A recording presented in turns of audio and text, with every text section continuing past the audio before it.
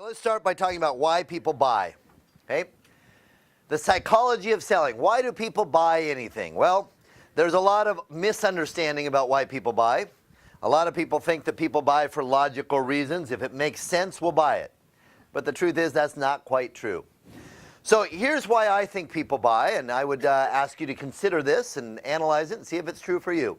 I would bet that if you really think about it, you'll find that it is. First of all, anytime somebody goes to buy, they've got a decision to make. It's almost like weighing things out on this scale, if you will.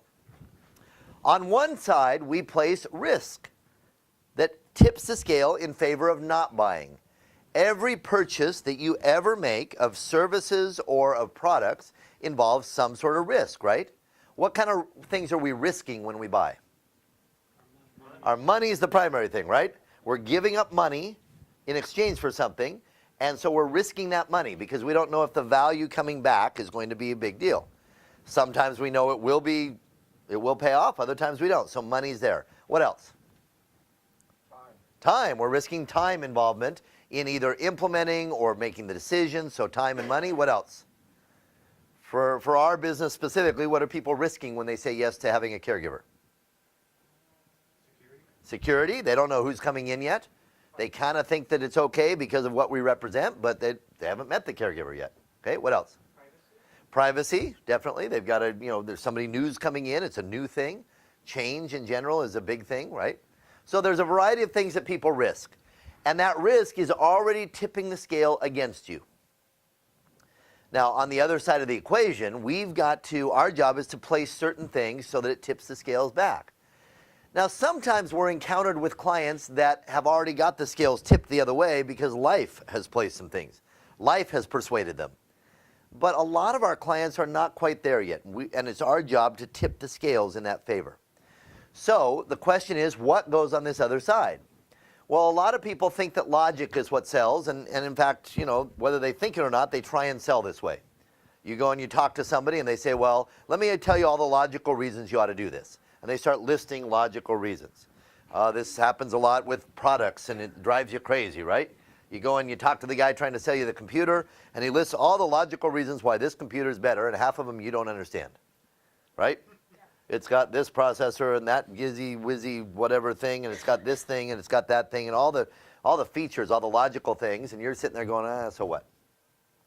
Logic does not persuade in and of itself. It can help tip the scales a little bit, but if you simply put logic over here, it is almost never enough to outweigh risk, because risk is a very emotional proposition. Logic almost never outweighs that, and yet that's how a lot of people try to sell. Case in point, years ago, I guess it's been about 5 years ago now, the post office decided that they were going to try and really compete heavy in the second-day air and overnight shipping markets. So they hired an ad firm. The ad firm put together a very expensive campaign, and they started doing commercials all over the place that failed miserably. Failed in terms of how much they increased business for the post office. The commercials were put together obviously by somebody who didn't understand sales psychology very well, which happens a lot, by the way. A lot of marketing is done by people who are artistic in nature and not sales focused in nature. They come from art firms. They're great graphic artists. They're good at producing art. And they'll produce award-winning commercials that don't sell anything. So the bottom line is you got to be careful a little times with your advertising. You got to make sure it sells first. So they put together this ad campaign, and here was the ad campaign. It was all based on logic. It was the sort of girl next door postal carrier. She was, sweet-looking girl, good-looking, but not meant to be sexy. She walks out in a postal uniform, and she stands there and says, "Hi, as a business owner, you have some choices when you ship second-day air and overnight shipping. You could choose Federal Express," and down below her, the graphics would pop up where it says FedEx, and they cost, for a second-day air package, at the time, it was $12.50. Or you could choose Airborne Express, and below her, next to that would pop up Airborne Express. They charge $9 for second-day air. Or you could choose UPS. They charge $6, and that price would, so you got the prices listed on the screen.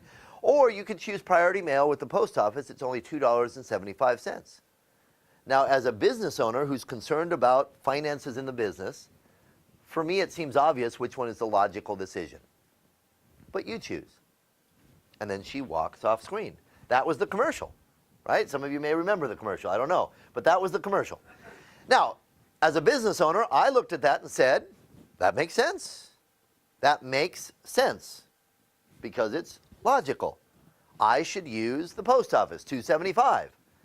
The problem is that when it absolutely positively had to be there overnight and I was emotionally distraught about making sure it was there, guess what I did? I ran down to FedEx and sent it with FedEx. And I didn't send much using the post office. Why? Because FedEx sells differently. They don't sell you on logic, do they? No. They sell you on emotion because at the end of the day, emotion is what moves people. Specifically, there's two types of emotion. You open up any book of Psychology 101, and it talks about how animals on the planet, including human beings, are motivated at the core by two twin forces. And the more intelligent the animal, the more nuances there is to this. But at the deep down level, we are motivated by two twin forces. What are they? The need to avoid pain and the need to gain pleasure. Right? It's all emotion. We're driven by emotion, and it's the positive emotion that we want to go towards, the negative we want to go away from. So at the core level, that's what we're after. Now, obviously, human beings have all sorts of ways of languaging what is pleasurable, what is painful. It's different for everybody. That's where it gets a little complicated with humans, right? But the bottom line is it's emotional. We want to avoid pain. We want to gain pleasure. So what does Federal Express do? Every commercial, which they run over and over again, is all about avoiding pain, gaining pleasure by using FedEx. And they get you to associate that, and they ingrain that in your mind. So the commercials include commercials like, the package that doesn't get there and it destroys, the deal. Like there's the one where the guy's locked in the closet and the CEO is saying, we had the biggest deal ever for our small company until Johnson decides to use a no-name carrier and the paperwork didn't get there. Right? And he's in the closet going, can I come out now? Right? Or it's, it's the deal that got lost. It's the person that gets fired because he didn't use FedEx. So it's all the pain associated with not using FedEx. And then they also run commercials where it's the pleasure. They ran a lot of commercials where it's the gotcha moment. Somebody says, oh, we didn't get it. And you look up and, oh, no, so-and-so signed for it, right? I got you because I used FedEx. Or it got there on time and we made the biggest deal in our company's history because of it. So it's the pleasure if you do, pain if you don't. So I'm watching both. I'm susceptible to both. The truth is, statistically, the post office actually has a very high delivery rate on their priority mail. They have, just as high as FedEx. The truth is, FedEx has lost packages for me before. They're not infallible. And yet, I'm still ingrained that when something absolutely positively has to be there overnight, when my pleasure needs to be high and my pain I want to avoid, guess who I run to?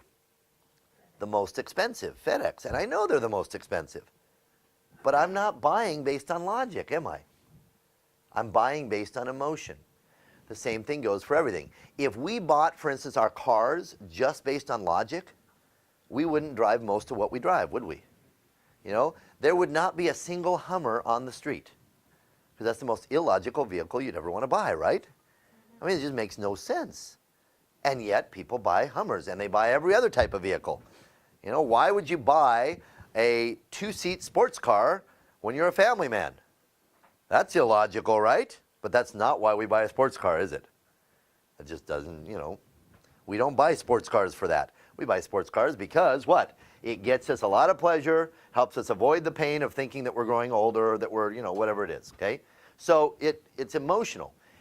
And you can find that if you start thinking about all the things that you purchase. In fact, think right now, what are some of the major purchases that you've made recently? And think about it. Why did you buy them? Did you buy them purely out of logic? I doubt it. Oh yeah, I know you bought that suit because it was a very logical decision to buy that new suit. Nah, the truth is you wanted it, right? You liked it enough, you wanted it, you had to have it. Now, what's interesting is when there's enough pleasure and pain here, when there's enough emotion, then a little bit of logic helps, right? It helps that there's a nice payment plan, it helps that there's good resale value, it helps that there's all these logical things, but that's not what got us to buy it.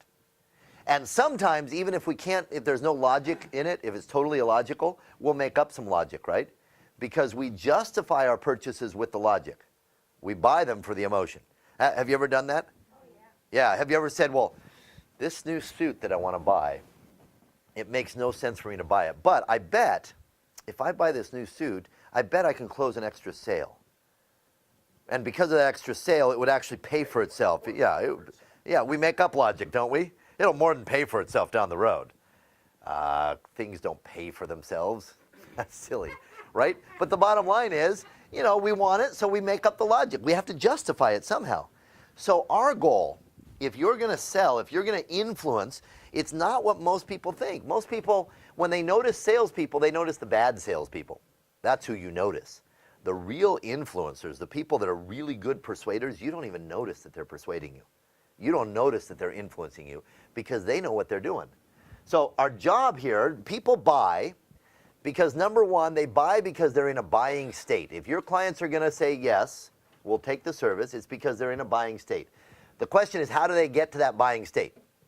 Well, number one, they associate pain to their present situation. They need to see their present condition as being painful, as not being perfect yet, as being something that they can't stand anymore. Okay? Either because of the loneliness or because of the danger of it or because of the insecurity of it or whatever the reason. They have to see their present condition as being negative. If they say, oh, everything's just fine, they're not going to buy, are they? They need to see a pleasurable alternative. It's not enough to just simply see that they're in pain. They have to see a way out, right? They've got to see a pleasurable alternative in your services. That alternative has to make sense. In other words, there has to be a little bit of logic associated with it. They have to be able to justify it. And then finally, the risk cannot be too overwhelming. In other words, it can't be tipping the scale so much. You've got to provide a little bit of what's called risk reversal, a little bit of, to where they can mitigate the risk a little bit. So then if that's why people buy, which, by the way, this is all in the, the next tab in your manual. It says access leverage. It's all in there if you want it there. Okay. Access leverage, the first one, or the second tab in there. Actually, the first one's about building more rapport. Why we buy. Okay. So what is our job then? If that's why people buy, what is your job as a good, elegant influencer, persuader, somebody that's able to move people to take action without them even realizing it? Yeah, well, how you do that is the following. Number one is you have to manage the client's state. Give up on the idea of being a salesperson. Start thinking of yourself as a state inducer, somebody that can create emotional states for other people. By the way, that's what creates wealth in our society. Who are the highest paid people in our society as an industry? Entertainment. Think about it. Entertainment makes more than anything else. It's our biggest export. We don't count it in all the trade numbers, but music, movies, it's our biggest export. We also, entertainers, you walk by the magazine racks and you see that, Oprah Winfrey made $1 billion last year and you see all the athletes making all the big contract money and stuff like that. All the movie producers, right? Steven Spielberg's worth how much these days? I don't even know, right? You got J.K. Rowling's now, the Harry Potter author. What is she worth? She's worth more than the Queen. I don't know what that is, right? But the bottom line is there's huge, huge money in entertainment. Well, what's an entertainer's job? What do entertainers do if they're good at it? They strike on emotion. They move you emotionally. They get you to laugh. They get you to cry. They get you to be excited. They get you whatever emotion. If they can move you emotionally, we love them, right? Why do we love Robin Williams? He makes you laugh, right? Yeah. Why do we love, so-and-so? They make us cry, right? Why does Oprah Winfrey get all the big dollars? Well, she's been smart business-wise, but how did she get there? Well, she gets people to laugh and cry simultaneously, I'm dead serious, And she's pulled in an audience that she moves emotionally. She inspires. She does all that kind of stuff. And then she's parlayed that into a whole lot of other ways to move people, right? Her magazine moves people. Her book club moves people. She looks for all these ways that she can move people emotion, strike at the emotion.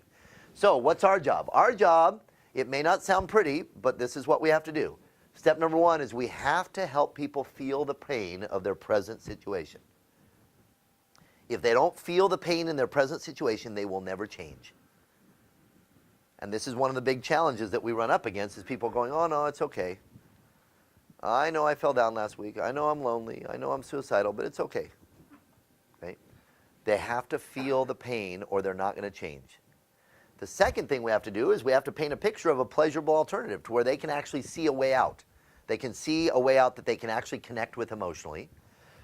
We have to help them justify it. In other words, provide a little bit of logic. Now, as I told you before, if the emotion's strong enough, they'll figure out their own logic. But we need to help them a little bit and then minimize the risk. In other words, provide some safety, some guarantees, some things to where they don't feel the risk is so overwhelming. This is what true influencers do. True influencers get you to feel that, you know what, things are not good enough right now. There is another way. It's a better way, and we paint the picture of it. By the way, they help you make sense of it a little bit, and they remove any risk in doing so, right? They provide guarantees, they provide testimonials, they provide ways to minimize the risk, and that's how they sell. That's what our job is.